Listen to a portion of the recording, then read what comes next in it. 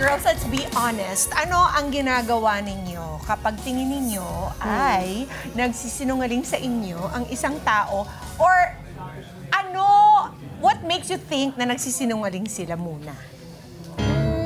Kapag di siya makapag-eye to eye sa akin. Pag di makapag-eye to eye contact. Oo. Ikaw, Amigs. Pag may kasalanan na siya before, so mahirap na... Malalim naman yung sa'yo, amiga. Parang hugot yung sa'yo. Alam nyo na? Ikaw, Mama P. Ako kapag laging, parang hindi mapakali. Parang aligaga na. Pinapawisan, kahit Ayun. malamig. Oh. Ano pa? Ano pa?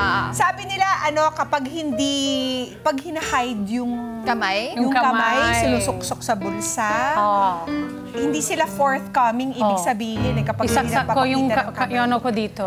Kahit wala akong sinasabi. Sinungaling ka! Correct. Ay, wala akong... Correct. Agad-agad. Ipapasok pa lang eh. Sinungaling ka! Pero ito daw po, yung mga signs na nagsisinungaling ang isang tao ayon sa mga dalubhasa. Yun na nga, yung tinatanong nyo ng diretso, pero yung sagot, paliko-liko, di ba? Kung saan Beat around the bush, correct. Ang tawag dyan ay evasiveness. Now spell evasiveness. In short, pag-iwas na lang. Oo, pag-iwas. Isang pag-avoid. Pag-iwas na lang. Ano pa, pag inconsistent yung mga sinasabi nila, kaya paulit-ulit, di ba, sa korte, paulit-ulit yung mga katanungan, parang gusto nila malaman kung yung storya mo, pwede mong bali-baliktarin, di ba, bali-balibagin, yun pa rin ba ang sense nito? Pag inconsistent, nagsisinungaling ka. Tama. Pag-iba rin yung facial expression. Ano itsura na nagsisinungaling? Feeling ko, parang nagbiblink sila ng maraming beses. Yung, di ba, yung parang hindi nakatingin diretso O kaya sa'yo. yung kwento Yung nila ganyan ang hindi ganyan? tugma sa Oo. facial expression. Katulad na? Halimbawa, yung kwento parang Oo. dapat malungkot, pero hindi mo makikita sa facial expression niya yung malungkot. Parang hindi tumutugma. Okay. Eto pa, ayun na, yung sinabi ko, pag hindi nila kayang ikwento yung sinasabi sa inyo ng paatras. Oo, kasi ginawa lang Hirap nila naman ng kwento. magkwento ng paatras. Tsaka feeling ko pag masyado maraming detalye, Ayan. nagsisinungaling din. Kasi parang nag-overcompensate. Paano kapag madaldal lang? Pag hindi siya, likas na madaldal. Tapos biglang, ang daldal-daldal niya nung araw na yun. Pwede, Oo. pwede. Ibig sabihin, nag-overcompensate yan. Totoo. At yung madaldal, kapag hindi masyadong nagkwento, nagsisinungaling naman. Correct. Tama. Oo. O, Pwede to. rin. Next, not maintaining eye Yan, contact. kanina Inisip ko. sinabi natin din yun. Pag hindi Oo. kaya tumingin ng diretso. Correct. Sabi nila kapag nakatingin daw sa kaliwa. Left. Oo. Yun ang kasi nagsisinungaling. nag-iisip pa ng sasagutin. Kasi syempre kapag totoo naman yung sinasabi, hindi na kailangan isipin yan. Matik na. O ano pa? Eye blinking. O, so tama yung sinabi ko kanina. Yung mga Na-experience kumukulap. mo ba to? Mga piwag nating mahalan. Merong isa, ano yun? Mahilig mga lalaki mag-ganon sa akin. Yawan Ano ko ang kung bakit. micro-expression? Micro-expression. Maliit lang. Para pag tanong ko, ganun lang. Wow! Ang cute mo dyan. Yun ba yung micro-expression? Pag masaya, ganun. Konti lang, pigil. At para mas put into test natin ang pagiging honest ngayong Honesty Day, isa po sa aming tatlo ang sasalang sa lie detector or polygraph machine. Eto, hindi na po ito yung mga nagkukuryente ng ganyan na. Hindi Sana na si yun. Emma, kasi nakaranas na kami ni Amiga nito before. Oo, nagawa ko to sa show mo sa kabilang station na nakababad ako doon. Sobrang nervous ako. 2012 or Ilang 2013. Wala akong line noon. Galing. Pero bagets pa ko noon. Ngayon, hindi ko alam. At Marami first naman time tayo po may mga dito sa secret. Kada Umaga. First time dito sa Kada Umaga History, nag-invite tayo ng polygraphist na sina Claire Dumlao and Christina Marasigan. Yun. Good morning. Familiar sa'yo to, Mama P? Oo, sila rin yung... Pagtsikahan na tayo sa kanila. Sila rin, kayo rin po ba yung nag-ooperate ng polygraph test nung... Oo. Ano nga ba yung title? Saan ako pumunta? Don't lie to me! Nakakatawa. Ayun. Kayo rin po yun? Pero same company. Same company. Same company. At Andito rin, Mama P, ang bowl para bubunitin pa natin ang name kung sino sa ating tatlo ang uupo sa trono ng Sinong bubunot? katotohanan. Mama Ito na P, yung ikaw? bowl. Ako yung bubunot. Sige, Oo. sige na. Kasi ikaw ang mama Tapos ako namin. yung nabunot. Pag ibunot mo na yung sarili mo. Bakit laging ako? Ako na yung may ano? Ikaw na! Ikaw! Micro-expression. Ay, may ikaw. A. Parang lahat. Alam mo tayo may A. Parang lahat. Ay!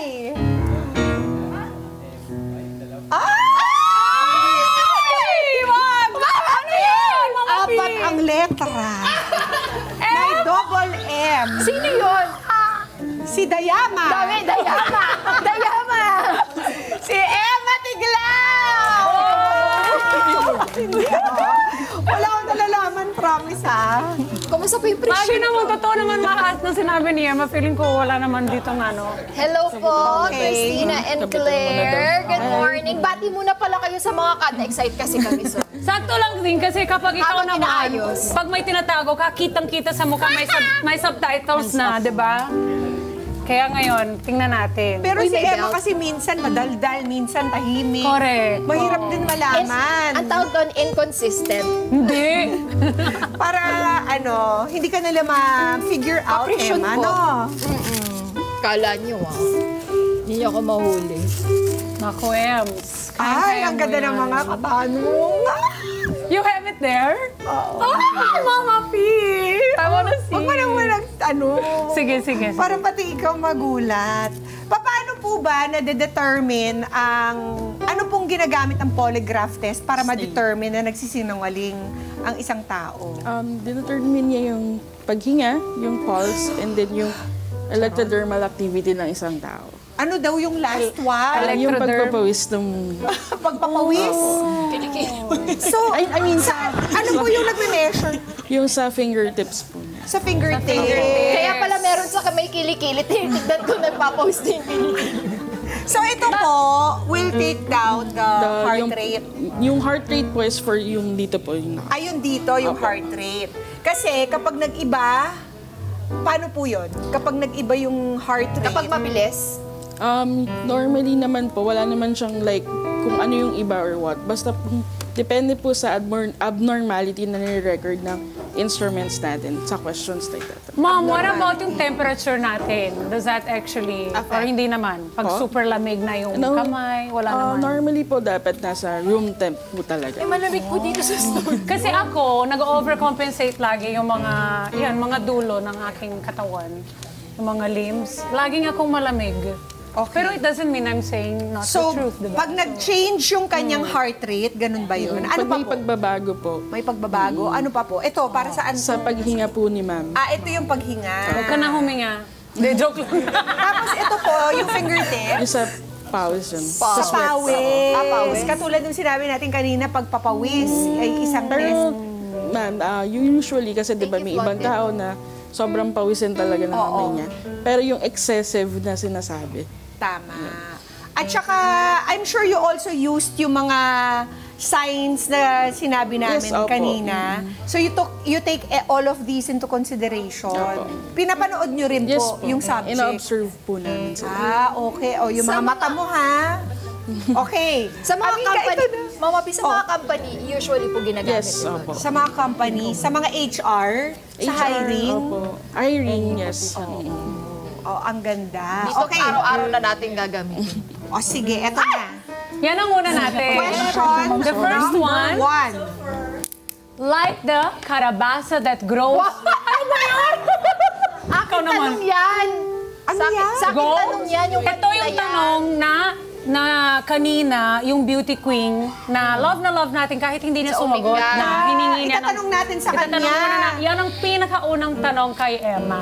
Like the carabasa that grows strong and nourishes many. How do you plan to grow as an individual who will nourish The dream. the dream? Of the beautiful Ang hirap. people of the Philippines. Well, I will help them and teach them how to plant a carabasa. So, the 110 million Filipinos will eat carabasa and be strong and have a good eyesight. And I thank you. Grabe! Ay, nako! Ano yun? Nagkagulo! Ang ibig sabihin niya? Shows ba Yan siya? ang buhay ko. Magulo. Ano ibig sabihin yan? Kasi may pag nakaupo ka sa polygraph examination, dapat talaga steady ka lang. Kalma. Ay, So ngayon pa lang nininervyos na siya? Hindi naman po. Ang hirap po for me po.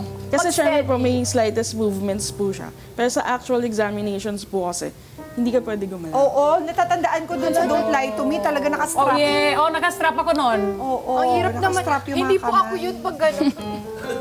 Eto na. Pa-warm up mo pa lang yon, Emma. Okay. Kaya Ito ang kumalma ka totoong na. tanong. Parang ito yung mahirap gawin sa lahat. Hindi gumalaw. Totoo naman.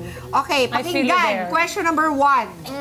Minsan ka na bang umalis ng bahay na walang ligo? Yes or no? Dapat po ba yes or no questions? Ayan. Yes or no questions Yes. lamang. Yes.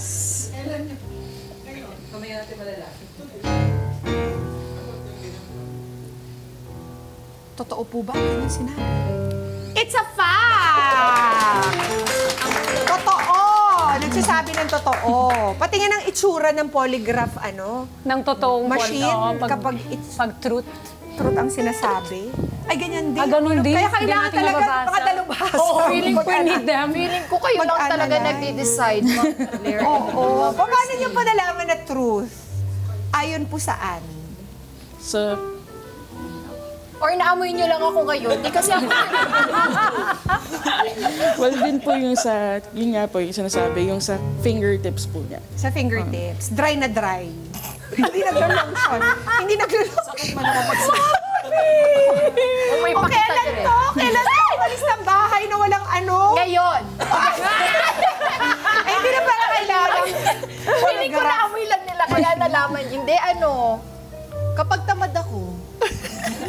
Ay, yung mga ano lang, pag nasa Pero pag Pampanga uwi, ka, doon ako ganyan. maliligo. Pag uwi. Kapag ano lang, errands. Oo, kapag madalian na, parang sasabihin, tara na. O, syempre maligo ka, may iwan ka. Tara na, alis tayo. Tama. Tama. Pero sa work, Ay, Ay, hindi. Ang hirap kasi mag-work na walang ligo. mahirap talaga yun. okay. Oo. Parang feeling mo, ang dumi-dumi mo. True. thank you for that.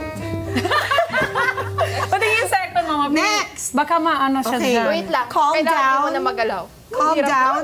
The second question is, amiga, The second question is very important because a lot of our netizens are waiting for this answer. So please say the truth. Totoo ba nasasali ka pa ng Miss Universe Philippines? No. no po ang kanyang sagot. And, truth verifier, uy, it's a fact! Ma-disappoint mo naman kami sa sagot mo. Sana nagsinungaling ka.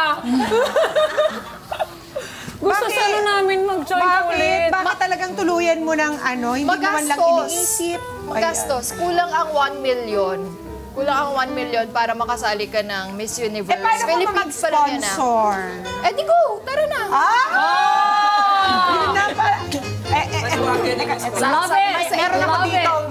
Meron ako dito. May 1 million siya ilalabas na. Meron ako kagat ng lamok. Mama, pinaman. Okay. Ay, ang daming nalungkot. Ano ang third question sa kanya? Okay, ang third question. Emma Ang Tiglaw, hirap di gumalaw, wait lang. please answer with a yes or no. Ready ka na ba magpakasal?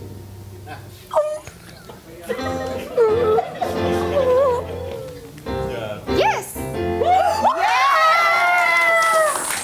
Ako na nervous sa kanya. Tingnan muna natin kung truth, kung fact or fake. Nagjo-joke lang ako, live po yun! Huwag ipapanood to kay Jonas. Please save and forward, Jonas.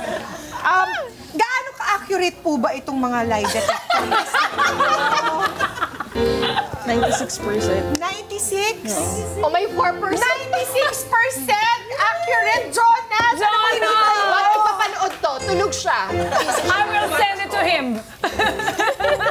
Wow! Wow! Napaka-revelatory ng ating At least walang fake. session. I hate fake people, you know.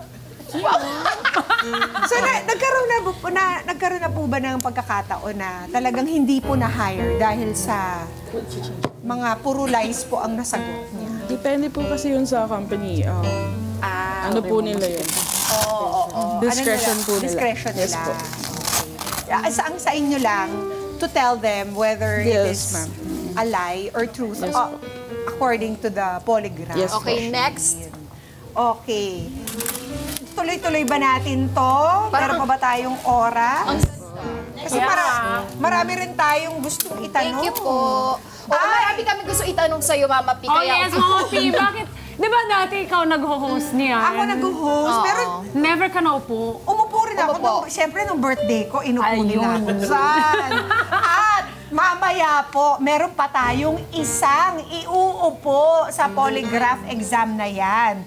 Sino kaya sa aming dalawa ni Amiga ang magsasabi ng truth or lies? good luck sa inyo talaga. Mga Kanet 25, this is Pia Guanyamago. For more Kada Umaga updates, please click the subscribe button and follow us on Net25 social media pages at Net25 TV and at Net25 Entertainment Facebook page. See you guys. Bye!